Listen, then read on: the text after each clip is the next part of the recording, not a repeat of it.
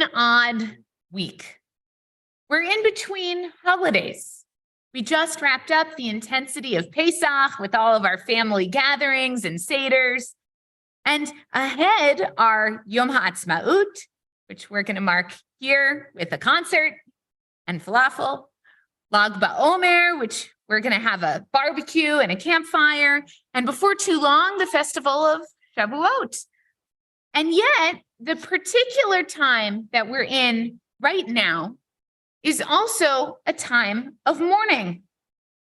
Not only are we in the midst of the Omer, traditionally a subdued time on the calendar that has some mourning rituals attached to it, but right now we are in the midst of a week and a half of 3 distinct occasions for mourning. 2 days ago, many of us gathered for Yizkor, each of us coming together to share the experience of remembering our loved ones who were lost. It was a personal experience of mourning. On Monday night, we will gather here at Temple Emunah to mark the start of Yom HaShoah, where we commemorate the war against the Jewish people that we call the Holocaust. And just a week later, we will gather again on Tuesday night for Yom HaZikaron, a day of national mourning, when we remember and honor those who gave their lives serving the state of Israel. What is it about the power of mourning together that leads us to designate so many different occasions to do this? And in what ways can we best support each other in this time of sadness? Let's take a moment to turn to our Torah portion. It has a lot to teach us about the experience of mourning, both publicly and privately. In Parashah Shmini, we see a family in mourning. The entire Israelite people are gathered for what is supposed to be a joyous culmination of weeks and months of hard work and careful attention to detail. The Mishkan has been built, and now Aaron and his sons are being installed as priests. After centuries of slavery in Egypt, after multiple struggles on the part of the Israelites to develop a relationship with God, after receiving the 10 Commandments on the one hand and worshiping the golden calf on the other, the Israelites finally have a place to worship God and people who will officiate in that place. The Israelites are finally fully realized as their own people with their own laws and their own ways of connecting with God. This is supposed to be a time of intense joy. And yet, at what is supposed to be the pinnacle of the celebration, disaster strikes. 2 of Aaron's sons, Nadav and Avihu, are killed in a mysterious fire. And now, the very people who were meant to be officiating at the sacred rituals of the tabernacle have now suffered a devastating loss. What should everyone do now? How should they respond?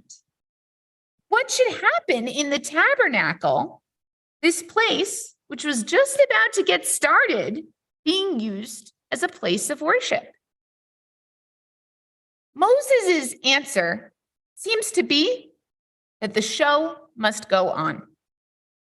He suggests that everything that happens is God's will, and that Aaron and his other sons must move on and continue serving the people as planned. He even is short-tempered with them, speaking angrily to Aaron's surviving sons for not eating the purification offering in the sacred area, part of the ritual of achieving atonement for the people. Moses' response may seem quite unfeeling. Not only does he seem to ask Aaron and his sons to put aside their grief at this horrific loss, but this is his loss as well. Nadav and Avihu were his nephews. How could he be so callous? Rabbi Shai points out that in certain times of crisis, public leaders may need or may feel the need to suspend their mourning. Moses may have felt that for the good of the people, at this key moment in their formation, he needed to be there for them and to make sure that the inauguration of the Mishkan and the priests proceeded, despite his own grief at the death of his nephews. He may have felt that the very continued existence of the people was dependent on his ability to be steady and to maintain stability for them. Aaron, on the other hand, has a different response. In most readings of the text, he is subdued. He is silent and speaks up only when Moses reprimands his sons. Then Aaron pushes back, reminding Moses that their family is in mourning and that even as leaders of the people, they need to withdraw to allow themselves the space to mourn. He says, see, this day they brought their chatat offering and their burnt offering before God, and such things have befallen me. Had I eaten the chatat offering today, would that have pleased God? Dr. Shira Billet explains, to an outside observer, Aaron's silence could be evidence of stoic tranquility in accepting the divine decree. But he reveals that he is in deep pain and grief through one small act of resistance, one act of mourning, refraining from one public duty. This exchange reveals a pathos, a grief that was previously obscured. Another reading of this text, however, suggests that Aaron may be even more forceful in his pushback. The scholar Baruch Levine points out that the word that is generally translated here as silent, damam, actually has another meaning. In other parts of the Bible, the word damam means to mourn or to moan. According to Levine, Aaron may not have been silent at all. He may have heard Moses' platitudes about God's will and then gone right ahead, mourning and moaning for his sons, expressing his utter devastation at their loss. We all have different ways of mourning and processing loss. Today, of all days in Boston, we know this well. I remember clearly where I was 10 years ago. 10 years ago, on April 15th, 2013, I had just left my apartment in Somerville, and I was walking to Central Square, where I was planning to get on the T. My friend had invited me to join her in ushering at a party in downtown Boston, so I needed to get there early. The party was the official party for the Boston Marathon and would take place after the end of the race. As I was walking, I ran into a friend going the opposite direction. She told me that some sort of explosion had taken place at the marathon, but she wasn't clear on the details. The gravity of the situation hadn't sunk in, so I kept walking. A few minutes later, it occurred to me to check the news. And that's when the texts started coming in on my phone. Before long, it became clear that a terrorist attack had taken place at the Boston Marathon. I turned around and went home. Weeks later, I was given the jacket that had been designated for me as an usher for the party. It says Boston Marathon 2013. I still have it, never worn it.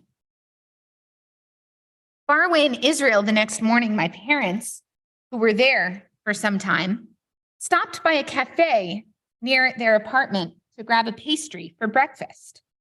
The owner looked at them and said, "You're from Boston, aren't you? I'm so sorry for your loss." Some of us here today were at the marathon in person, even in downtown Boston. We all have our own stories from that day. And of course, the families of the 3 who were killed that day and the hundreds of people who were injured have their own stories as well. I remember hearing about the doctors and news reporters who struggled, like both Moses and Aaron, to hold it together, to do their jobs, and to serve others in their pain.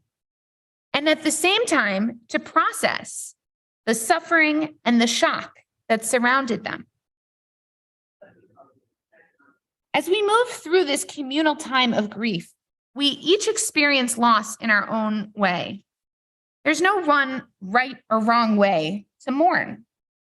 For some of us, it may be by joining in the communal remembrances that we actually tap into those feelings of sadness. And for others, those gatherings may be a time of comfort, of being together with others who share in feelings of loss. By coming together as a community, we demonstrate our support for one another. We show compassion for each other, and we support each other in whatever pain we may be feeling.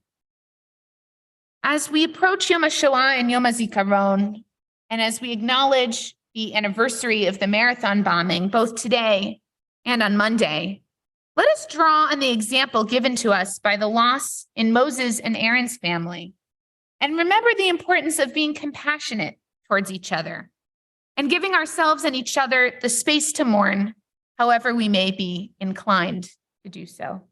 Shabbat Shalom.